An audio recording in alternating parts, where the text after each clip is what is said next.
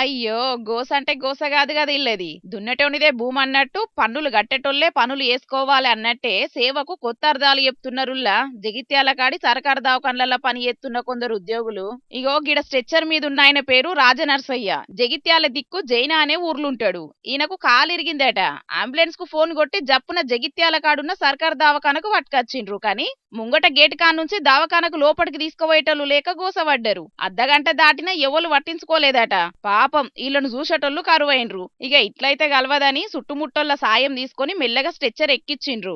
ఇక వీళ్ళ కోడలే స్ట్రెచ్చర్ ను పట్టుకొని దవాఖాన లోపలికి తోలుకుపోయింది. ఇక గిదేం కథ అని అడిగితే మా డ్యూటీ కాదని కొందరు, మీరే పట్టుక రావాలని ఇంకొందరు నిర్లక్ష్యంగా జవాబు చెప్పేటాలకు పరిశాన అయిండ్రు. ఈల సక్కదనం సల్లగుండా టైంకు ఎవ్వరు లేకుంటే గంతే సంగతి అన్నట్టు కదా. అంబులెన్స్ వాళ్ళు కూడా గేటు కాడికి పట్టుకొచ్చుడే మావంత అన్నట్టు ఆన్నే ఇడిచిపెట్టిండ్రు. వాళ్ళదంటే ఎమర్జెన్సీ డ్యూటీ, వాళ్ళని ఏం అనేటట్టు ఉండదు గాని దవాఖాన్ల డ్యూటీ చేసేటోళ్ళది ఏం పద్ధతి అన్నట్టు. నెరీగింత అధ్వానమా?